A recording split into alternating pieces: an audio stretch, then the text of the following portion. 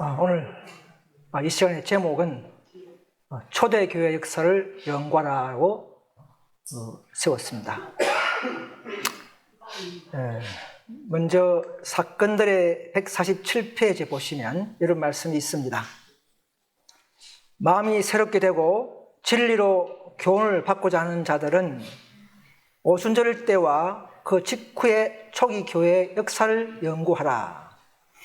사도행전에서 바울과 다른 사도들의 경험을 주의 깊이 연구하라. 왜냐하면 오늘날 하나님의 백성들도 유사한 경험을 통과해야 되기 때문이다 했습니다. 자, 우리가 항상 과거의 역사가 오늘날 말세를 살아가는 우리에게도 동일한 반복 유형을 보여주시면서 우리가 깨닫도록 하시죠. 그래서 우리가 결코 우리가 헷갈릴 일이 없습니다. 자, 초대교회의 오순절의 전후 역사를 도표로 간단히 요즘 좀 살펴보면 전체는 할 수 있겠죠, 한 시간에. 그래서 간단하게 좀 살펴봅니다. 자, 십자가에서부터 한 오순절까지 한 50일 동안 어떤 전후의 변화가 있었는가? 자, 십자가 전에는 우리 제자들의 예수를 믿는다고 하고 따라다니는 제자들의 상태가 어떻습니까? 한마디로 엉망진창이죠. 누가 높고 누가 크냐? 또 높고 잠 있었고, 또 왼편에 오른편에 자리 싸움 있었죠. 수석이라 하는 베드로도 3번이나 부인했죠. 한 번 정도는 봐주는데 3번은. 또 가룟 유다는 어떻습니까? 가룟 유다는 예수를 팔아먹었죠. 이야, 대단한 분입니다. 도마는 직접 눈으로 보면서도 안 믿었죠. 꼭 만져봐야 되는 사람. 이런 정말 다양한 분들이 제자로 뽑혔습니다. 우리도 다양한 개성 있는 분들이 있어요, 그죠? 그런 그렇고. 아무튼 그 당시에 제자들이 진리를 들었으면서도 깨달았습니까? 영적으로는 무슨 말인지 잘 몰랐어요. 하늘에 변형산에서 3분을 봐도 그렇겠습니까? 초막 셋째일까요? 그런 식으로 나왔죠. 참, 그래서 오늘 또 우리의 모습이 아닌가, 일부는 다 그런 건 아니겠지만, 그래서 역시 남은 교회는 반복한다. 그런데 이제 놀라운 부활을 봤습니다. 그 당시에는 부활을 믿었습니까? 사두개인들은 아예 거절했죠. 제자들도 십자가 때 다 도망갔죠, 그죠? 여인들이 마리아 무리한 여인들이 3명 이상, 그 여성들이 참 믿음이 좋은 분들이 많은 것 같아요. 어느 교도 마찬가지인 것 같아요. 숫자도 한 60% 이상 다 되고, 재림교도 그렇고, 역시 초대교도 그렇고, 남성보다 여성들이 그 심성이 좀 깊은 것 같아요. 아무튼 부활 때도 오십시오. 수석 제도로가 제일 먼저 그 놀라운 부활을 지켜오셔야 되는데, 막달라 마리아가 먼저 가서 그 자리를 확인했죠. 물론 그 뒤에 이제 베드로도 뛰어가고 또 부활해가지고는 그 실상을 또 베드로도 보여줬지만, 아무튼 이 가만 보면 여성분들이 열성인들이 많고 또 그런 분들 열성 있는 자들에게 하나님은 먼저 보여주신다. 직책 관계없이 그런 게 있죠, 그죠? 그런 게 있습니다. 그래서 이게 하나님의 어떤 놀라운 그 사랑에서 나오는 모습들이죠. 자, 그래서 부활 한 40일간 같이 있었죠. 부활했어. 그 40일이, 아까도 40일이 뭔가 훈련과 어떤 시험과 어떤 그런 기간이 되는 숫자인 것 같아요. 40일. 그래도 40일간 있다가 성천에서니까. 그때 40일 동안에 무슨 말 했습니까? 이제 복음 사명을 위탁하고 또 보혜사 성령을 약속했죠. 약속하고 능력이 입을 때까지 이 성에 유하라. 이 성에 유하라. 그 당시에는 이 마가 어머니가 제공한 그 다락방이 그들의 본부교회였습니다. 오늘 우리는 이 여기가 본부교회지만 성도들이 헌신해서 하지만 사실 이 교회도 뭐 다른 교회 보면 너무 작은 교회죠. 그래서 그 다락방에 능력이 입을 때까지 이 성에 유하라. 그 말은 딴 데 흩어지지 말고 개인풀이 하지 말고 계속 모여서 약속을 기다리라 이 말이죠. 그래서 이제 성천하실 때에 이제 성천하고 난 이후에 그 10일간이 대단한 경험을 했습니다. 그죠? 성천한 이후에 11명 중에서 제자 중에 맏제를 한 명 뽑았습니다. 뽑고 조직을 딱 채웠죠. 그래 보면 10이라는 조직이 참 중요한 것 같아요. 그래서 13,000명도 중요하고 합심 기도하고 정말 회개와 겸비한 그런 마음으로 그들은 찬송했다고 되어 있습니다. 자, 그들은 이제 십자가 전과 또 부활을 성천을 다 봤기 때문에 정말 마음이 정신이 많이 바뀔 수 있는 것 같아요. 그래서 불화도 없어지고 놓고 자함도 다 버리고 그 말세에 남은 교회도 이 놓고 자함은 들어있더라고요 보니까. 그게 끝까지 그게 반복되는 것 같아요. 물론 그 강도의 차이는 있겠지만 그래서 욕망도 버리고 자기 마음을 깊이 살피고 유무상통하고 그죠? 그렇게 해서 약속의 성령을 강구했다 그렇게 되어 있습니다. 그제서 이제 복음 전파에 대한 영혼 구원에 대한 부담을 눌렸다. 그렇게 하기 위해서는 이때 이제 완전히 연합했다 되어 있습니다. 자, 여기서 우리가 조건이 있는데요. 오늘날 우리도 오순절 즉 늦은 빛 성령 이전에는 이런 경험이 통과되어야 됩니다. 10일간의 그들의 오순절 10일간의 그 경험이 오늘날 우리에게도 동일한 역사와 경험이 있어야 한다는 것입니다. 철저한 회개와 겸비와 또 헌신과 또 영혼 부담에 대한 눌림과 완전한 연합. 숫자 관계없이 작은 숫자라도 대부분이 연합되면 성공할 수가 있습니다. 왜냐하면 하나님은 대충이가 아니라도 대충이 되면 좋겠지만 안 된다면은 아무튼 한 명이라도 진정으로 굴복하면 아버지가 팔을 움직인다 해서 했기 때문에 적은 숫자 해서 너가 숫자 적어서 안 된다 이렇게 하지 않는다 그러죠. 정말 적은 숫자라도 이런 경험이 일어나서 성령 받기에 적합한 심령이 되면 하나님은 하늘의 창문을 안 열 수 없다는 이야기예요. 그분은 어떤 다른 게 없으니까. 그래서 이 오순절 10일간의 있었던 경험이 오늘날 남은 교회 백성들도 필요된다 이렇게 되어 있습니다. 그래서 오순절 될 때에 드디어 이제 오순절이라서 그렇게 됐겠습니까? 제 아들이 이렇게 변했기 때문에 성령 죽겠습니까? 애매하죠. 물론 변했기 때문에 그게 문제 우선이죠, 그죠? 그 때문에 이제 오순절 날, 그것도 예정된 날이니까, 또 오는 것이지. 아니, 오순절 되면 무조건 되는 게 아니잖아요.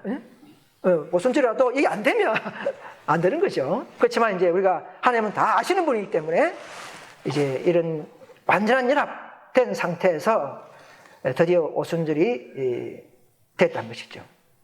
그래서 밀로농 때도 보면 그들이 비록 시기를 정하고 활동을 해서 그런 가운데 그런 일을 했기 때문에 하나님은 적절한 시기에 예언이 잘 성취됐다 그랬거든요. 그들이 그런 활동이 있었기 때문에. 자, 그래서 드디어 오순절날은 뭡니까? 이름이 성령이라 하지만 그 당시에는 오늘날은 이 강도가 큰 손학배이기 때문에 오늘날 우리는 그 당시 이름비가 오늘날은 우리에게 늦은 비가 되는 것이죠. 그 당시에 개인적인 회개 같은 그런 경험이 오늘날 우리의 이름비적인 회개가 되는 것이죠. 자, 이 오순절도 단체에 내린 것처럼 늦은 비도 한 교회에 내립니다. 과거에 어떤 계획 어떤 분들은 저거 늦은 비 하면서 개인에다 적용해버려요. 그러면 이게 관념이 틀어져 버립니다. 오순절 개념은 한 교회, 한 백성 단위의 은혜요, 침례요, 축복인 것을 아셔야 합니다. 그래서 여기 보십시오. 자기 몸된 교회에 성령이 임했다. 그렇게 나옵니다. 정언해 보면 자기 몸된 교회.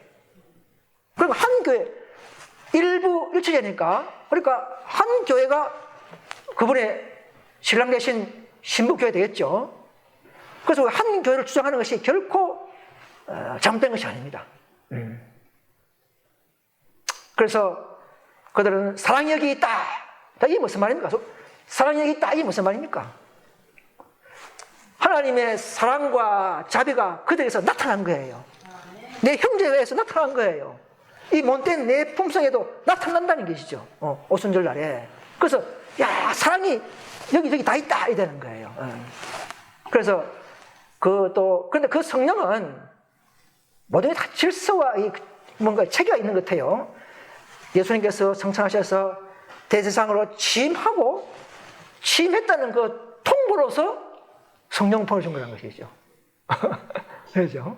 야, 이 멋이 딱딱 맞아 들어가는 것 같아요. 그죠? 네. 그래서 아까 그 내생물 밑에 바퀴 다 그 의미가 있는 것 같아요. 그죠? 그 모든 일이 그냥 우연이 아니고 또 우리 하는 일도 다 뭔가 나중에 되면 다 의미가 있는 것으로 우리는 느낄 수가 있겠습니다. 그래서 오순절 성령을 받고 우리가 어떤 마음이 변했습니까? 맡은 사명을 완전히 이해했다는 것이죠. 지금 우리도 맡은 사명을 알고 있지만 늦은 비 때는 완전히 깨닫는 것이죠. 네. 부분 알다가 그때는 총체적으로 연결된 고리식으로 완전히 연결된 총체적인 그리스도의 사명과 그분의 목적, 제자들로서의 우리의 또 협력해야 될 그런 이런 사명감 이런 것들이 다 기억나게 하고 우리가 이해한다는 것입니다. 그래서 진리들이 확실히 깨닫는다. 그때도 또 깨닫습니다. 지금도 깨닫지만 또 사업 추진하는 열망이 충만해진다. 충만해진다. 옛날에는 그 사업을 못 느꼈어요. 그냥 내가 제자다 하는 측면에서만 따라다니고 이제 사업에 대해서는 그런 관심이 없었어요. 그런데 오순절부터는 잘 알다시피 우리를 부르신 목적이 바로 이거다. 우리를 왜 불렀을까? 이걸 이제 늦은비 성령을 통해서 그 당시에는 이른비 성령을 통해서 그런 열망이 충만해진다는 것이죠. 그래서 그 다음 뭡니까?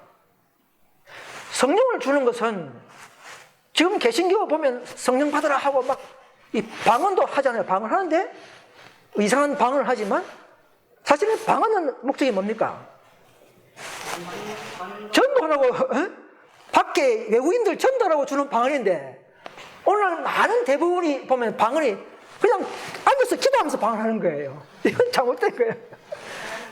기도할 때 그렇지 하나님께 대화로 주는 게 아니고 기도할 때가 아니고 이건 순수한 그들이 학력이나 지식이나 모든 게 부족하기 때문에 그 능력을 통해서 미국 사람, 영국 사람, 이런 일본 사람 방언을 해서 전도하기 위한 은사인데 지금 많은 개신교회가 지금 바뀌지 가고는 믿음이 좋으면 방언이 일어난다. 야, 이게 참 엄청난 장애에 빠져 있는 것입니다. 참 우리가 할 일이 많죠. 자, 그래서 이 오순절의 경험은 오늘 우리도 반드시 통과해야 된다 이 말입니다. 그래서 우리가 여기서 이 10일 동안에 이 정말 정신이 바뀐 것은 정말 회개하는 가운데에서 과거의 진리가 생각이 나고, 자, 그들은 아마 이제부터는 아마 마음이 단순했을 거예요. 단순. 그죠? 복잡한 생각 없고 다른 욕심 없고. 예. 근데 이 오늘날도 마찬가지 같아요. 복잡한 지식도 중요하지만, 나쁘다는 게 아니고 중요하지만, 단순한 순종과 단순한 우리의 그런 정신, 단순성으로 이랬다면 더 빨리 끝나지 않을까, 그랬을까 싶어요. 그래서 이 오순절 날에 어떤 상태였습니까? 한 가지 관심사만이 편만하였다. 한 가지의 특출한 주제가 다른 모든 주제들을 삼켜버렸다. 신자들의 유일한 포부는 그리스도와 같은 품성을 나타내는 것이요. 한 가지, 그죠? 품성이 중요하죠. 품성을 나타내는 것이요. 또 하나는 뭡니까? 주의 나라의 확장을 위하여 일하는 것이었다. 그랬습니다. 저는 이 시간에 이제 품성은 우리가 많은 강사님들이나 목사님들이 또 집회마다 품성을 많이 강조했기 때문에 저는 오늘 이 시간에는 좀 우리의 사명에 대해서 사명에 대해서 좀 말씀을 드리고자 합니다. 자, 오순절 성령 받은 후에도 그럼 끝났습니까? 끝이에요, 품성이. 자, 이 사도행전 49페이지 보시면, 자, 오순절에 위로부터 능력을 받은 사람들은 그것으로 인해 앞으로 더욱 많은 유혹과 시련에서 해방된 것은 아니다 그러죠. 오순절 이후라도 해방된 게 아니라는 것이죠. 유혹받을 수 있다 이 말이다. 물론 안 받을 수도 있겠지만 그럼 받는 것은 있다 이 말이에요. 해방된 것은 아니라는 것이지. 그래서 화이트 말씀해 보시면 성화되면 결코 죄 지을 수 없다 그런 말 하지 말라고 했어요. 그것은 사탄의 교리다 그렇게 했어요. 성화된 자가 성화됐다 하면서 죄 안 짓는다는 말을 하지 말라고 했어요. 구원받는 것도 그죠? 이미 우리가 법적으로 구원받았지만 받았다고 말하지 말아야 해야 된다는 그 말도 같은 맥락인 것이죠. 우리가 항상 넘어질까 조심하라. 항상 나는 날마다 죽노라 하는 마음으로 살아야 합니다. 사탄이 살아있는 이상 우리는 유혹받을 일이 있습니다. 그렇죠? 그래서 이제 보시면 그래서 예수 안에서 남녀의 장성한 분량에 도달하기 위하여 투쟁하지 않으면 안 돼요. 오순절 이후로도 그들 날마다 완전을 향하여 더 높이 도달할 수 있도록 새로운 은혜를 공급하기 하여 주기를 기도하였다 했습니다. 자, 우리 오순절을 하면 또 유명한 분이 한 명 있죠. 성경에. 누굽니까? 사도 바울. 성령 체험에 가장 모범된 자가 아니겠습니까? 이분은 유대인이지만 정통 바리새인이었죠. 나면서부터 로마 시민이었다고 되어 있어요. 그래서 스테반 잡아당기는 그 공로에 의해서 또 산헤드린 회원에도 들어갔죠. 최고 석학 가말리엘의 문화생이었습니다. 그래서 이 유대교의 조상의 유전을 철저히 충성하면서 열심당원이라 그렇게 말하고 있습니다. 서태반 무리들 잡아당기는데 각 회당마다 다니면서 막 족치고 다니겠습니까? 자, 하나님은 그런 사람들, 그런 분을 왜 선택했을까? 자, 그분의 장점을 본 것 같아요. 그 우리도 어떤 장점, 단점 다 있습니다. 저도 그렇고 다 그렇죠. 그래서 우리는 장점만을 보시는 하나님인 것을 아셔야 합니다, 여러분. 그래서 우리가 단점을 잊어버리고 하나님께 매달리면 그 단점도 장점으로 변화시키는 이런 능력을 우리는 경험해야 합니다. 그래서 이 다메섹에서 바울은 큰 체험을 하고 회심합니다. 그래서 그 회심 이후에 이제 혈육과 언원 없이 다메섹 가서 3년 복음 전도님을 했겠죠. 그 내용은 잘 안 나타나요. 왜 갔는지. 아무튼 복음을 전하고 막 기도하고 훈련받기 위한 기간인 것 같아요. 그래서 이 사도 바울은 사도들에게 가시를 받지 않았어요. 직접 계시보다 직접. 아나니에게 이제 안수를 받았지만, 그래서 이 사도 바울은 이방인을 위한 그런 사도로 부름 받은 이유가 12명이나 뽑아놓고, 아니 12명 중에 한 명 뽑아 하면 되지. 왜 사도 바울은 예수학교 다녔습니까? 3년 반? 하루도 안 다녔어요. 그죠? 안 다녔습니다. 예수학교에. 예수님 죽고 난 이후에 예수님 체험한 분이지 않습니까? 그래서 하나님은 다양한 섭리와 그분의 구속의 경륜이 있습니다. 우리는 제한적이죠. 그죠? 제한적이.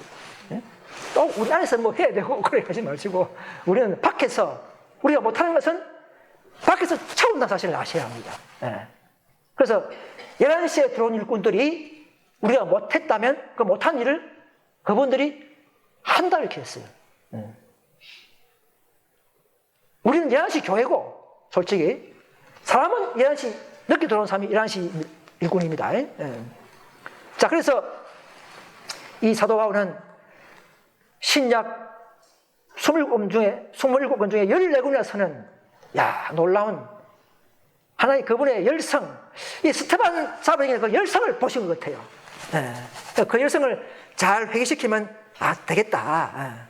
하나님 깊은 우리 중심을 보기 때문에. 근데 우리는 자꾸 외모 보죠. 그죠? 아무튼 이 사도 바울의 신앙 고백을 제가 3가지를 뽑았는데요. 뭡니까? 하나는 십자가 외에는 아무것도 알지 않기로 작정했다. 다른 거,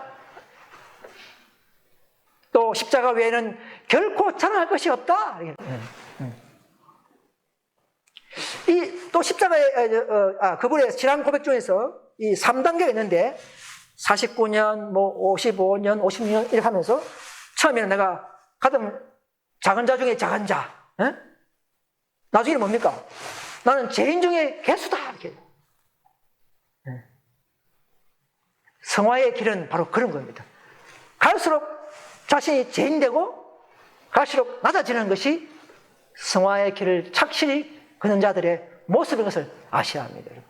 여러분, 저와 여러분들이 그런 간증이 나올 수 있겠습니까?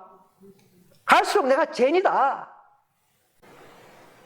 아무튼 우리가 이 성경 말씀 보면 사회전 1장 5절 보시면, 이는 우리 복음이 말로만 너희에게 이런 것이 아니라 오직 능력과 성령과 큰 확신으로 된 것이니, 우리가 너희 가운데에서 너희를 위하여 어떠한 사람이 된 것은 너희 아는 바가 같으니라 했습니다. 자, 우리 복음은 다른 개신교와 달리 우리 복음이 이론입니까? 여기 지금 다 보면 각자의 방법과 환경과 상황 속에서 경험을 가진 체험한 복음이죠. 그래서 우리는 큰 확신을 가져야 합니다, 여러분. 확신이 있어요. 확신을 가져야 합니다. 약속을 붙잡으면서 우리는 일할 수가 있습니다. 그래서 사도 바울이 너희 가운데에 너희를 위하여 어떤 사람이 된 것은 너희는 안다. 우리는 안다 이 말입니다. 어떻게 하나님이 너를 인도했고, 어떻게 여기까지 인도했으며, 어떤 인내가 필요했고, 이런 것들이 우리는 낱낱이 저도 기억이 납니다. 과거에 몇십 년간. 이 베드로는 이를 말씀했죠. 사도행전 2장 38절에 이제 전도하면서 너희가 회개하여 각각 예수 그리스도의 이름으로 침례를 받고 새 삶을 얻으라. 그리하면 성령을 선물로 받으리니 다 그랬습니다. 저 밑에 보면 또 비슷하죠. 자, 사도행전 3장 19절에 너희가 회개하고 돌이켜 너희 죄악 사함을 받으라. 그러면 뭐 준다고요? 무슨 날이? 유쾌하게 되는 날이. 그러니까 앞에도 제3을 얻으니까 성령 주고, 밑에도 제3을 받으니까 유쾌해지고. 그러니까 이 성령 받는 것이 곧 유쾌하게 되는 것이다. 네. 왜 그럴까요? 우리가 성령 받으면 환자 치료하고, 막 방언도 하고, 능력을 받으니까 뭐 안전명이가 일어나고 할 거 아닙니까? 앞으로 늦은 밑때에 정말 즐겁죠. 네. 그러니까 우리는 유쾌하게 되는 날이라 할 수 있습니다. 네. 또 한편에 우리가 제 도움을 받기 때문에도 그렇지만, 자, 그래서 이 말씀해 보시면 유쾌하게 되는 날이 곧 하나님의 유쾌하게 되는 일이 하나님의 능력이다 그렇게 되어 있죠. 자, 우리 한 개 읽어보겠습니다. 자, 우리가 이런 경험을 하려면 어떤 일을 해야 된다고요? 여기 보십시오. 자, 교권 100페이지 보시면, 나는 하나님의 백성들이 그들의 몫을 담당하는 노력을 하지 않으면서 유쾌하게 되는 날이 그들에게 이르기를 기다리는 것은, 그죠? 그들의 잘못이 제거되고 그들의 실수가 고쳐지기를 바랄 것 같으면, 이 말입니다. 자기의 몫을 담당하는 노력을 하지 않으면서 유쾌하게 되는 날을 기다려야 된다, 이 말이죠. 뭐 다 읽지 않겠습니다. 그래서 우리가 밑에 보시면, 육체와 정신의 온갖 더러움에서 자기 자신을 정결케 하고 하나님을 두려워하는 가운데 거룩함을 이루는 일을 함으로써 스스로 준비한 자들에게만 이르러 온다. 스스로 정결케 할 자다 그랬지 않습니까? 우리가 스스로 자신을 깊이 살펴볼 때에, 또 자신의 죄를 많이 살펴볼 때에 우리는 그리스도를 더욱더 굴복하게 되고, 그런 스스로를 살펴보는 자들이 준비의 과정이 되겠죠. 자, 그래서 그런 자들이 이제 그런 일이 시작해서 우리는 유쾌한 데까지 이룰 수가 있는 것입니다. 자, 우리가 그리스도의 품성을 우리가 선물로 받는 건 맞죠? 정말 우리는 품성의 선물입니다. 정말 감사하죠. 자, 그래서 그럼 품성을 선물로 받는다는 말이 많이 있고 우리 많이 배웠습니다. 자, 그럼 어떻게 받습니까? 아니, 방법.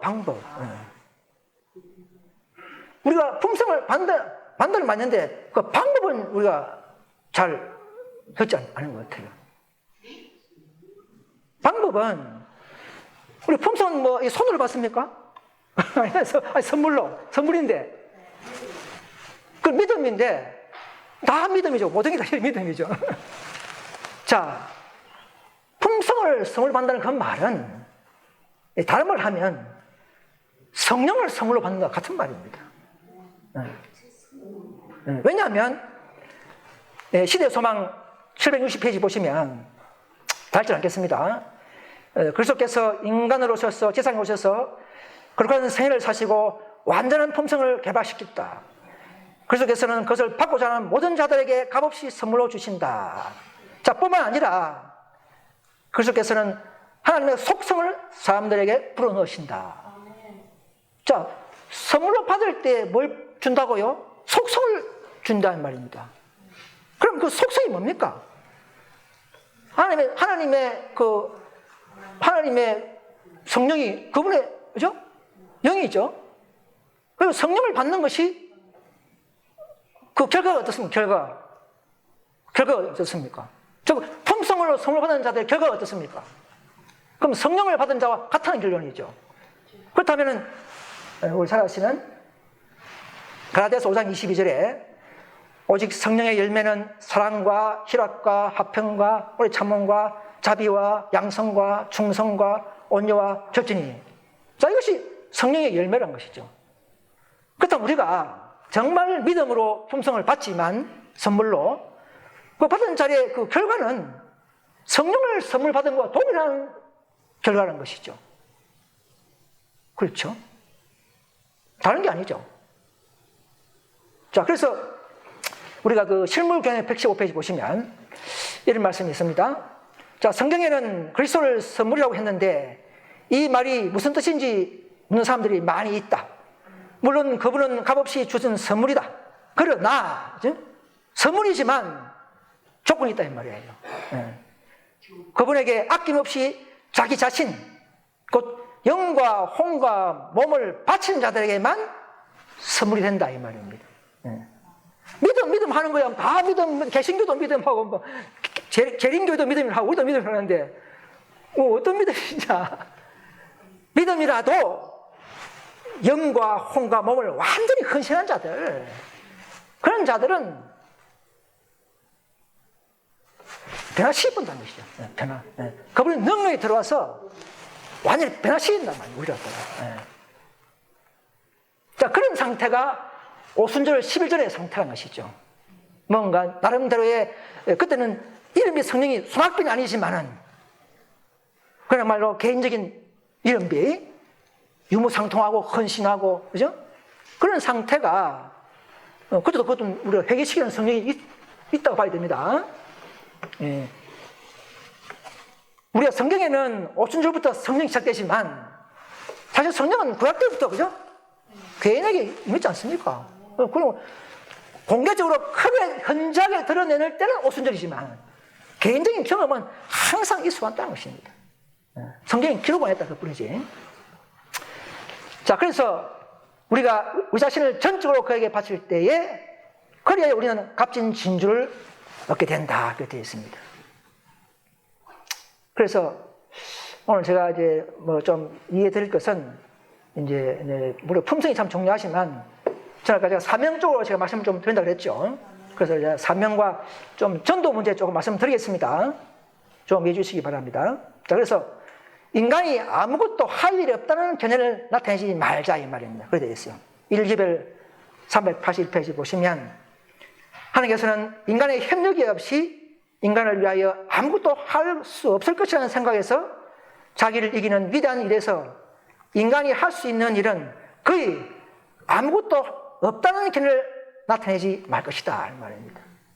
자, 이것은 뭐냐면 우리가 의를 얻는 방법으로서의 일이 아니고 또 성령 얻는 방법으로서의 노력이 아니고 이것은 이미 받은 자, 이미 구원 얻은 자, 자녀된 자에게 하실 말씀입니다. 이거 가지고 자꾸 뭐 노력해서 뭐 얻나 이렇게 하면 안 됩니다. 그러면 개신교인이 그렇게 하는 거예요.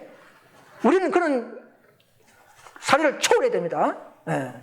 그게 바로 정신적인 전진이에요. 자, 그러나 우리가 할 일이 있지만 그러나 하나님께서는 나를 떠나서는 너희가 아무것도 할 수 없다. 이것은 원칙이에요. 원칙이에요. 아무것도 할 수 없지만 우리는 그분과 협력하는 일을 해야 된다 이 말입니다. 우리는 매 발자국마다 걸려 넘어질 것이다. 인간의 노력만으로는 아무도 성취할 수 없으며 무가치하다. 노력은 무가치한 거예요. 내 개인의 노력은 무가치한 거예요. 그러나 우리가 성령을 통해서 협력하는 것은 중요하다는 것이죠. 이 견해를 이해하시겠습니까? 왜냐하면 그리스도와의 협력만이 승리를 의미한다 이 말입니다. 그래서 또 다른 구절에 보면 선지자 왕에 보면요, 저희가 부단한 노력으로 자기들이 해야 할 몫을 할 때에만 뭐 한다고요? 당신의 백성을 위하여 기적을 행할 수 있다. 기적을 할 수 있다. 자기가 할 수 있는 몫이 있습니다. 몫이 있습니다.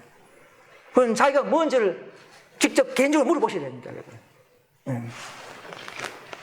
또 때를 따라서 자기의 몫이 있겠죠. 가정에서나 뭐 교회에서나 그죠. 아무튼 이 사도행전 53페이지 보시면 그들은 오순절의 성령을 침례받은 사람들이 행한 것처럼 그들의 빛을 계속 비추게 할 때에 더욱 더 많은 능력을 받게 된다. 이리하여 이 땅은 하나님의 영광으로 환해진다 이 말이에요. 그리하여. 자, 이 땅을 환하게 하는 방법은 우리 품성으로도 환하게 되죠. 한 가지. 또 하나는 뭡니까? 성령 받은 자들이 받은 진리를 나눠줄 때도 하나님의 안지식이 온 세상에 퍼지죠. 그것도 또 온 땅이 환하게 됩니다. 몇 가지 있어요. 자, 그래서 성령을 받는 자들도, 자, 여러분 성령을 함을 받습니까? 아니죠. 품성도 함을 받습니까? 여러분, 우리가 정말 거듭나고 회개할 때에 품성을 단번에 받습니다. 그죠? 그분의 속성을 받는다 이 말이죠. 거듭난다 이 말이죠. 그럼 거듭남자가 더 품성 준비 안 됩니까? 거듭남자도 품성 준비해야 돼요. 네. 더 하나님이 원하시는 수준까지의 품성을 말하는 것입니다. 그래서 예를 보면은 고상한 품성은 단번에 되는 게 아니다 이렇게 했어요. 고상한 품성, 그건 뭐냐? 더 핍박 통해서 더 가난과 고통과 인내를 통해서 얻는 겟세마네의 경험을 걷는 그런 고상한 품성이 바로 예수님께서 수준 높은 품성이라고 그렇게 했어요. 그 품성은 단번에 되는 게 아닙니다, 여러분. 40년 강약 돌아야 되는 것이에요, 우리가. 네. 그래서 우리를 자꾸 이렇게 모세가 그 일을 했죠. 모세가 그 일을 했죠. 강약 돌리지 않습니까? 여호수아는 뒤에 이제 공략적으로 했지만, 자, 그래서 우리는 그런 측면을 좀 생각해 볼 필요가 있겠고요. 자, 그래서 이 에스겔서 3장 11절 보시면 사로잡힌 내 민족의 오로 가서 그들이 듣든지 아니 듣든지 그들에게 고하여 이르기를 주 여호와의 말씀이 이라다 하라 하시더라 이렇게 했습니다. 에스겔도 이제 바벨론 땅에 거주하고 있는 이스라엘 백성들에게 이제 했죠. 사역을 했죠. 자, 오늘날도 우리는 다양한 사명이 있겠죠. 남은 교회의 사명은 한 가지뿐만 아닙니다. 우리는 우리 십자가의 그 목적도 다양하죠. 그죠? 율법을 높이는 것, 우리를 구원하는 것, 뭐 이런 온 우주 앞에서 그분의 품성을 옹호받는 것, 이런 게 다 몇 가지 있죠. 자, 우리 남은 교회 사명도 한 가지가 아닙니다. 내 구원만 받으려는 사람들은 구원 받을 수 없어요. 자기 구원만 받으려는 사람들은, 자기 품성만 준비하는 사람들은 품성 준비 안 되는 사람들입니다. 자, 그래서 이 에스겔도 오늘 우리도 영적 바벨론 교회에 있는 백성들에게 우리도 해야 할 업무가 있습니다. 업무가 있어요. 왜? 그들은 빛이 없으니까. 네. 자, 요담 땅에 노는 게 좀 무섭습니다. 요담 땅에 뭘 넣은지 보십시오. 자, 전도에 대한 경고 말씀입니다. 제가 쫙 뽑았어요. 간단하게. 자, 우리 교회의 사명은 뭐 개신교든 재인교회든 어느 교회든 남은 교회든 복음 전하는 것이 사명이죠. 그 일을 위해서 우리가 품성 준비하고 그 일을 위해서 우리가 암기 학교를 공부하고 그 일을 위해서 우리가 집회를 하는 거예요. 근데 우리가 자칫하면 우리 근본적인 목적을 잊어버릴 수가 있어요. 자, 품성 완성은 전도할 때 완성된다 되어 있습니다. 사도행전에 나옵니다. 또 교육청에 보시면 성교를 거부하면 품성 형성의 거부다. 성교 안 하고는요 절대 품성 형성 안 됩니다, 여러분. 이거는 뭐 수십 번 나옵니다, 그런 말이. 그래, 그건 이제 상황은 또 다릅니다. 다음 말씀드릴게요. 성교 활동하지 않으면 왜 그렇습니까? 영적 중풍병자가 된다. 성교봉사 106페이지입니다. 또 정로에 보면 성교 안 하면 성화도 안 되고 받은 제명도 뺏겨버린다. 한 달란트의 입장이죠. 한 달란트 뺏겨버린다는 것이죠. 시대소망 보시면 825페이지 영혼 구원을 태만한 자에게는 하늘이 붕괴한다. 영혼 구원을 안 하는 사람들은 하늘이 화낸다 이 말입니다. 그리고 성교 의리가 없으면 아무도 하늘책에 기록 안 된다. 여러분, 우리가 지금 성교 안 하면서 하늘 간다고요? 거짓말입니다. 지금 안 하는 사람들도 나중에 늦은 빛에 타게 돼 있어요. 왜? 하늘에 멸류관에 별이 있습니까? 없습니까? 별이 없는 사람들은 없어요. 그러면 저 여러분들이 다 성교했다는 결론입니다. 한 개 이상 다 했다는 거였어요. 화이트에서 보니까 마지막 늦은 빛 때에 수천 명이 집집 방문하면서 복음 전한다. 그때 우리가 다 이제 막 하게 되겠죠, 그죠? 지금 하는 분들은 그때 하게 되고, 지금 하는 분들은 뭐 더 좋고 그런 거예요. 자, 그래서 거듭난 마음속에도 제일 먼저 나오는 충동이 뭡니까? 전도하고 싶은 충동. 그래 되죠. 아무튼 성교 안 하면 품성 변화가 뭐로 바뀐다고요? 저주로 바뀐다. 저주. 그래서 하나님께서는 항상 때렸든지 못든지 해라 이 말입니다. 우리의 훈련이요, 또 밖에 있는 영혼 구원이요, 이 두 가지 다 포함되는 것입니다. 왜? 우리 손이 녹슬면 안 되죠. 그래서 또 보면 반대와 위험과 손실과 고통 가운데서라도 침략전으로 영혼 구원한 사업을 추진해야 된다. 침략전으로 해라 이렇게 했어요. 사실 오늘날 코로나 환경 때문에, 코로나 때문에 우리 기본 사명을 좀 무시하거나 잊어버리기 쉽습니다. 그죠? 어쩔 수 없죠. 또 저도 해보니까 전도지를 뿌려도 안 받고 또 전화도 안 오고, 온다면 늘 좀 받으면 그거 왜 뿌렸어요?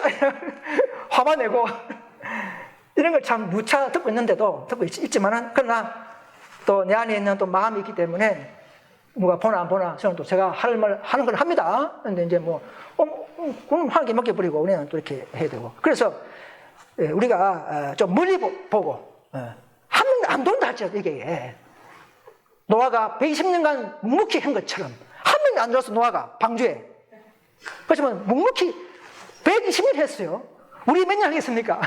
앞으로 120년 해서 120년. 야, 노아의 그 인내가 대단한 겁니다. 그걸 칭찬해야 되는 거예요. 그래서 노아는 한 명도 안 들었지만 뭘 성공했습니까? 하늘에서는 노아를 통하여 복음이 불신자들에게 다 전파됐다. 옥에 있는 영들에게 성령을 통해서 전파되고 홍수를 멸망했다는 거예요. 그 노아가 한 일은 그 방주에 태우는 게 아니고, 이 교회 한 명이 데려오는 게 더 중요하지만 그게만이 아니고, 더욱 중요한 것은 불신자들을 멸망시키기 위해서 심판하기 위한 자료를 제공하고 그 일을 더 크게 한 거란 것이죠. 120년간. 오늘 우리도 그런 마음을 가져야 합니다. 그러면 마음이 기뻐요. 오늘 아니 와도 또 나가버리는데 데려오는 게 그 하나님께 맡겨버립시다. 하나님께 맡겨버립시다. 데려와도 또 나가니까. 10년 있어 나가더라. 10년 있어 나가더라고. 그러니까 이게 내가 하는 일이 아니야, 그런 거는. 그죠? 내가 하는 게 아니야, 이거는. 아무튼 찢어진 전도지라도 아무도 그 영향을 청량할 수 없다, 이렇게 되어 있습니다. 아무도.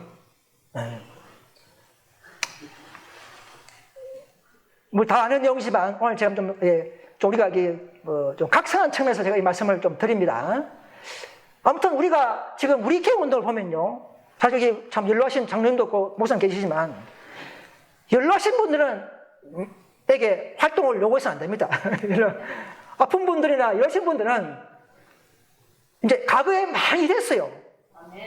여러분 지금 잘 모르시는 분이지만 한국 개혁운동 역사를 아시는 분은 알겠지만, 수많은 오리자들과 개혁운동을 세우기 위해서 다 이 분들이 대부분 다 노력했습니다. 시간과 정력과 싸우기까지 하면서 다 그쳐서 여기 모인 거예요. 그냥 이게 우리 그게 아닙니다.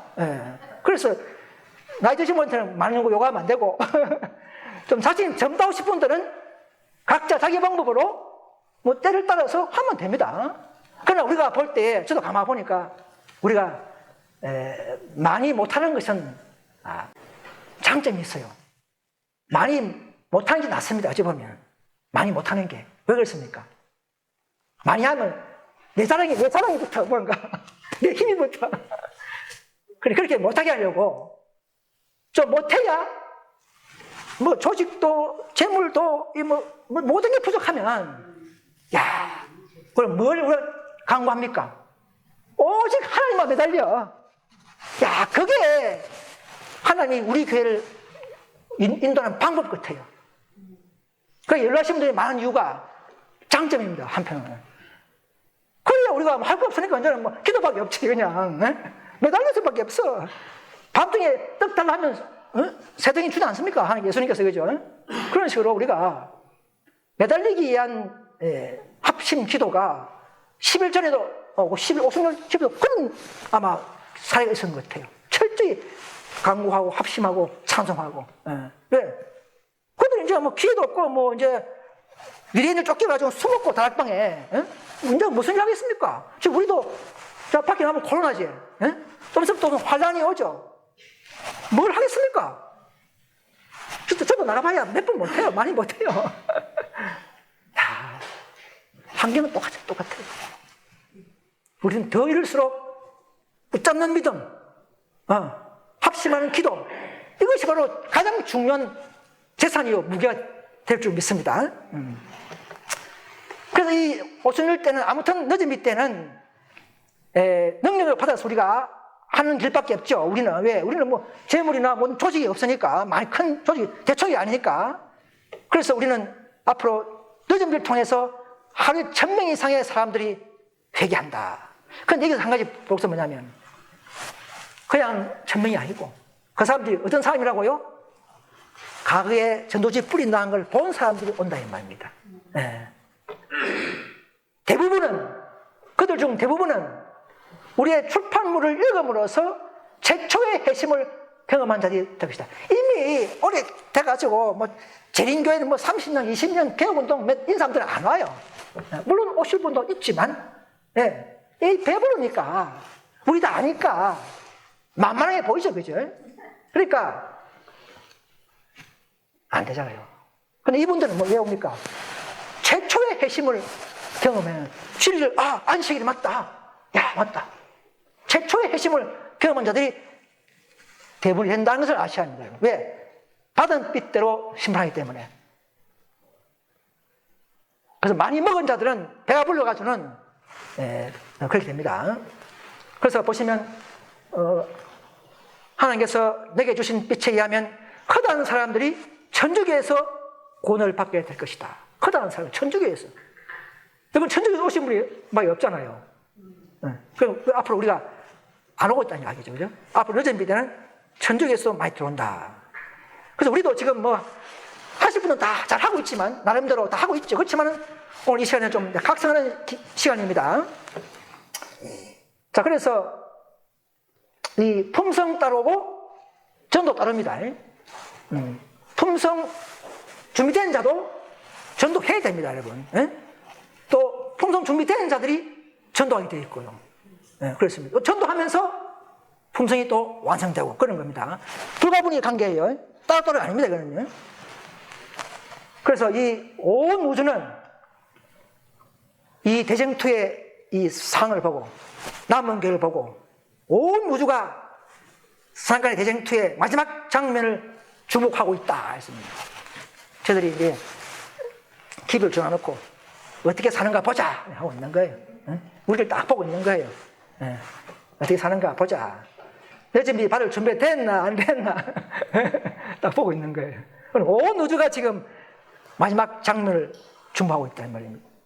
행동하는 사람들의 노력에는 하나님의 특별한 축복이 따른다 할 때 있습니다. 그럼 이 행동하는 사람들이 뭐 자기 자랑하려고 하는 행동입니까? 아니죠. 거듭난 자, 정말 진리를 먹은 자들이 하는 겁니다. 먹은 자들이 하는 거예요. 그래서 그러나 우리가 볼 때 결정이 많고 실수가 많죠. 저도 보면 결정이 많고, 그죠? 그러나 하나님 우리에게 위로하십니다. 비록 그대들이 연약하고 실수가 많고 저로 얼룩져 있다 하더라도 주님께서는 그분과 동력하라는 제안을 하고 계신다 이 말입니다. 내가 다 고쳐달라고 하면 이게 끝이 없어. 100년 가버려. 왜? 고치다가 또 넘어져 버리고 다시 원점으로 돌아, 또 10년 전으로 돌아와 버리고. 저도 그런 게 있더라고요. 이게 안 돼.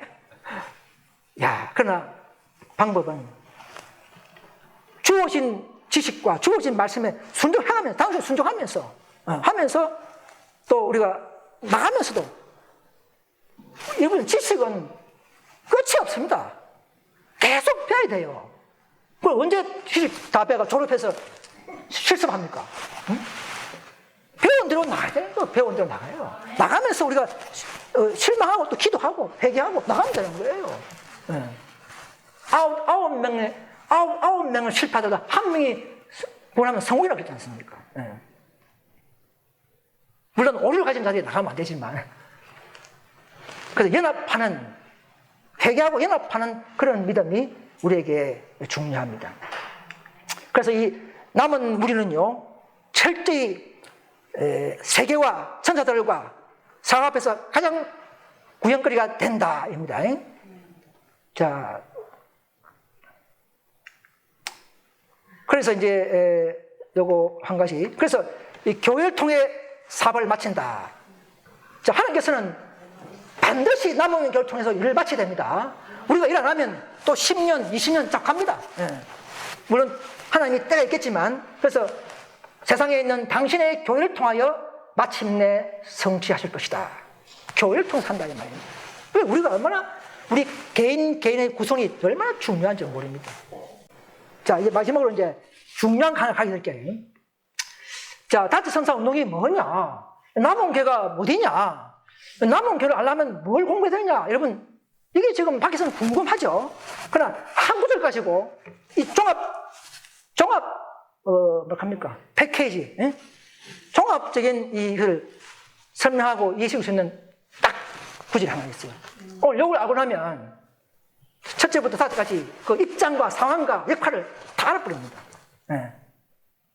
하나님은 그 프로그램화 하거든요. 모든 게. 그래서, 뭐, 회개하고 이런 데 있는데, 대체선 기별을 딱 넣어놓고는 회개, 또 뭐, 개혁, 또 뭐, 마지막 경고 딱 해가지고, 대체선 기별을 하지 않습니까? 자, 오늘 요거 한 가지 딱 공부하면, 그냥 확실히 이해됩니다. 어렴풋이 이해해버리면, 뭐, 이 가치가 없어요. 자, 이사야서 봅시다. 자, 이사야 37장 30절부터 이사야 37장 30절부터 32절까지입니다. 이사야 37장. 자, 제가 읽겠습니다. 자, 왕이여 이것이 왕에게 징조가 되리니 금년에는 스스로 난 것을 먹을 것이요 제2년에는 또 거기 난 것을 먹을 것이요 제3년에는 심고 거두며 포도나무를 심고 그 열매를 먹을 것입니다. 나독 속 중에 피하여 남는 자는 다시 아래로 뿌리를 받고 위로 열매를 맺히리니 이런 남는 자가 예루살렘에서 나오며 피한 자가 시온에서 나올 것이라. 만군의 여호와 열심히 이를 이루리라 했습니다. 자, 여기서 왕은 히스기야 왕입니다. 자, 히스기야 왕은 우상을 타파하고 종교개혁을 하는 왕이죠. 자, 히스기야 왕이 이 개혁하는 왕을 통해서 개혁의 길을 가르쳐주고 있는 것이에요. 자, 그래서 자, 금년에는 스스로 먹는다가 뭐냐? 자, 이 바벨론 남방유다가 바벨론 포로 와가지고는 돌아왔지만 첫 해에 농사할 수 있습니까? 다 황폐된 땅인데 그때는 뭐 시도 없고 뭐 씨앗도 없잖아요. 뭐 이제 막 포로되고 돌아온 사람이. 그러니까 금년에는 스스로 난 것을 먹을 수밖에 없어. 지질로 나는 걸 먹을 수밖에 없어. 자, 그것은 누구냐? 그 땅은 여호와의 땅이에요. 하나님이 직접 다 해주신단 말이에요. 그 땅을 통해서. 첫 해는, 자, 첫째 천사의 기별이 100% 하나님의 은혜죠. 그렇죠? 그러니까, 그건 우리가 할 일이 없어요. 그럼 전부 다 하나님께서 그냥 거듭나게 해주시고, 거듭나고, 축복받고, 100% 그분의 사역에 의해서 우리를 먹는 겁니다. 그죠? 거듭나는 거예요. 자, 그럼 제 2년에는 또 거기서 난 것을 먹을 것이요. 자, 2년은 뭡니까? 첫째 천사의 기별의 여호와에 따라서 둘째 천사의 행방이 좌우되는 거예요. 첫째 천사 경험 안 자들이 둘째 천사의 은혜와 축복을 받을 수가 없습니다. 그 둘째, 제 2년째에도 첫째가 나는 거기에 의해서 2년까지도 가능한 거라는 것이죠. 둘째 천사의 기별은 첫째 천사의 기별의 경험에 의해서 얻는 것이라는 것이죠. 그래서 둘째도 또 거기서 난 것을 먹는다는 것이죠.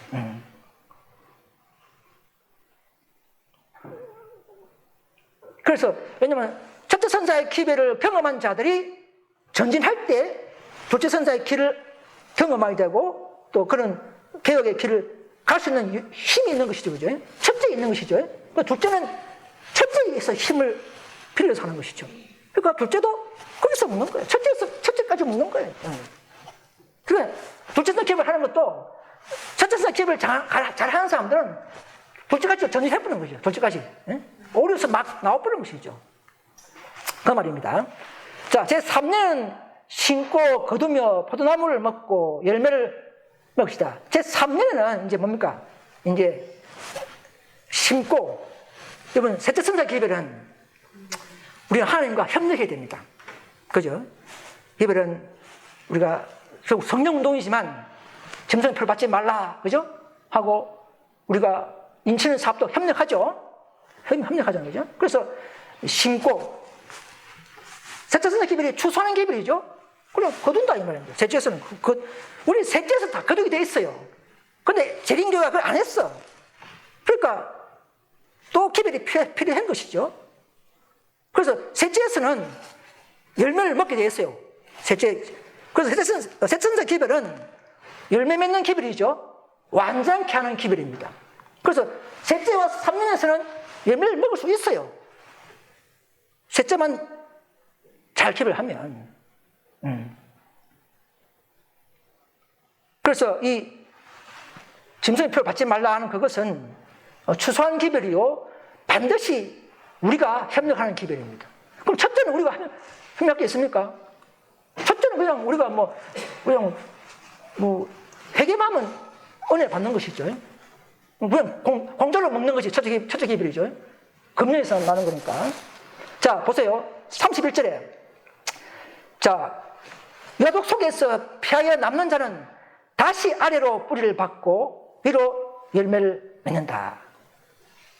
자, 유다는 어떻습니까? 남은 지파죠. 남은 지파. 남방유다의 남은 지파 아닙니까? 남방유다. 메시아 지파죠. 그죠? 그래서 이 셋째 선사의 기별을 받은 자들이 오늘날 그 당시에 족속으로서는 유다 족속이라는 것이죠. 그렇죠? 그래서 그 족속에서 피하여 남는 자, 즉 재림교회가 족속을 말하면 초창기에는 유다 족속이었죠. 그죠? 남은 조선이니까, 남은 조선이고 남은 지파니까.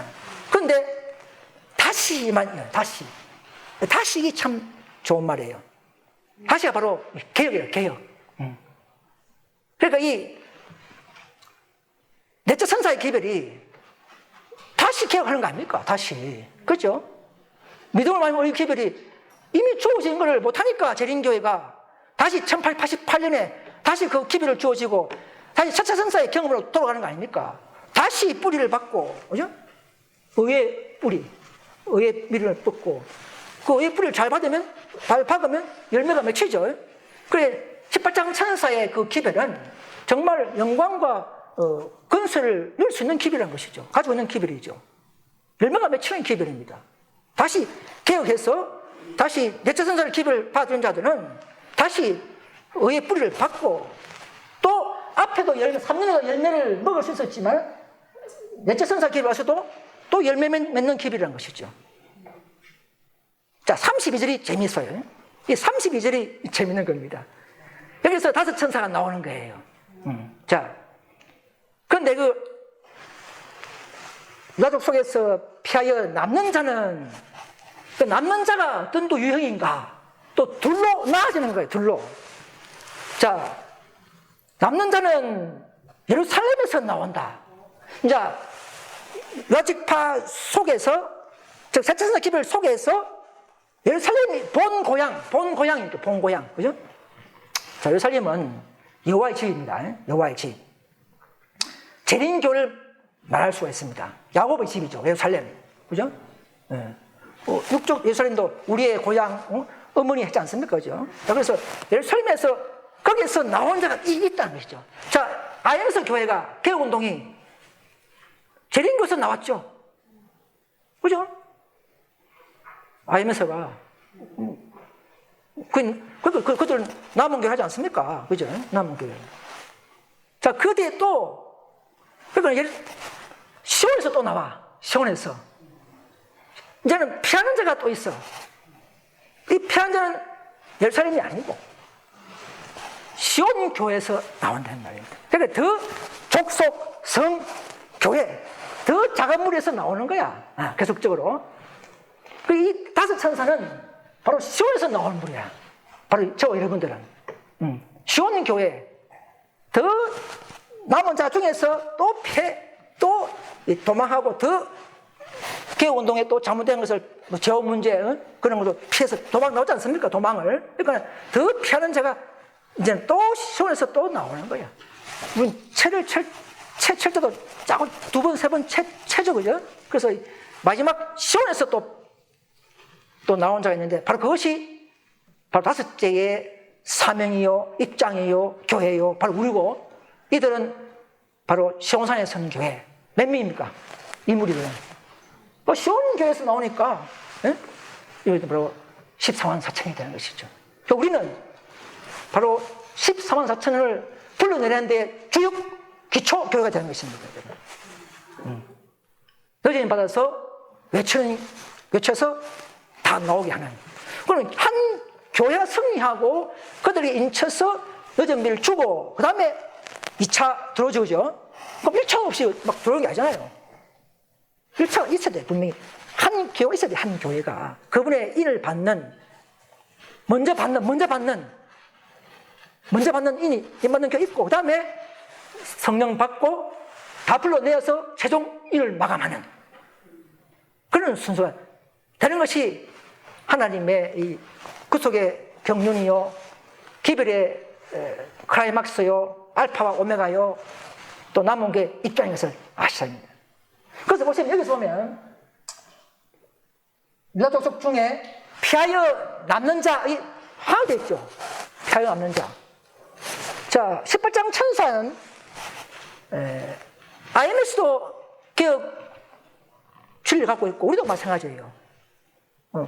18장에서는 두 무리를 양산합니다. 그죠?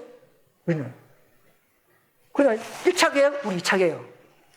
그래서 개혁운동은 1차 개혁이고 우리는 2차 개혁을. 그 18장사는 2차까지 인도하면서 복음을 완성시키고 기별을 온전케 하고 그게 네미야 5차 중건형 사업이라는 것이죠. 4차, 5차. 그래서 그 스가랴서 6장에 보시면 그 넷째 병거에는 두 마리 딱 묶이지 않습니까? 하나는 어룽진 말, 하나는 건장한 말. 그러면 한 병거에 두 개가 딱 있어요. 그래서 이 18장 천사가 인도하는 그 무리는 두 무리라는 것이죠. 1차 개혁운동, 2차 마지막 건강한 진리와 완전한 기별을 가진 우리. 이게 18장 천사가 인도하는데 왜 그러느냐? 18장 4절도 보니까 넷째 선사를 돕는 거라. 다른 일을 하는 게 아니고. 그죠? 넷째를 돕는 거니까 같은 일을 하면서 완성시키니까 그러니까 도와주는 자가 더 나을 거 아닙니까? 다섯째가. 넷째를 도와주러 내려오니까 다섯째에서. 자, 그런 측면에서 남는 자가 있고 분명히 다릅니다. 보세요. 남는 자는 예루살렘에서 나옵니다. 피하는 자는 시온에서 나옵니다. 다릅니다. 그러나 둘 다 유다에서 나오는 것이요. 자, 그래서 이걸 좀 더 연구하시고, 저도 부족하겠지만, 공하셔서 이걸 잘 이해하고 잘 설교했으면 좋겠어요. 그래서 많은 사람들에게 뭐 다른 거 자료 막 하려면 자료가 너무 많아가지고 재림교인들 잘 인도 안 되고 이런 걸 잘 재치 있게 좀 설명하시면. 그래서 이 기별은 첫째 1년, 2년, 3년 때까지 해서 세천사 기별이지만 넷째, 다째는 기별이라고 하지 않았어요. 넷째는 뭐 4년, 5년 이렇게 하지 않았습니다. 그냥 남는 자, 그 셋째에서 다 나온 자들이라 한마디로. 그죠? 다 나온 자라 이 말이에요. 그러나 분명히 남는 자 다르고 피한 자 다르다는 것이죠. 이런 것이 만군의 여호와께서 다 이렇게 이루신다 이 말입니다. 이렇게. 만군의 여호와 열심히 이루시리다. 그랬죠. 그죠?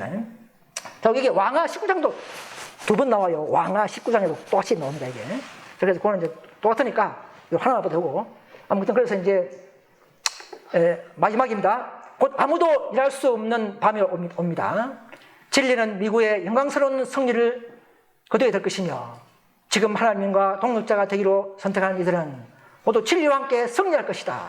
시간은 짧다. 곧 아무도 일할 수 없는 밤이 올 것이다. 현대 진리의 빛 가운데에서 기뻐하는 이들은 지금 속히 그 진리를 다른 사람들에게 나눠주도록 하라. 내가 누구를 보낼고는 요청해 진리를 위해 희생하고자 하는 자들은 지금 내가 여기 있나이다. 나를 보내셔서라고 응답해야 된다.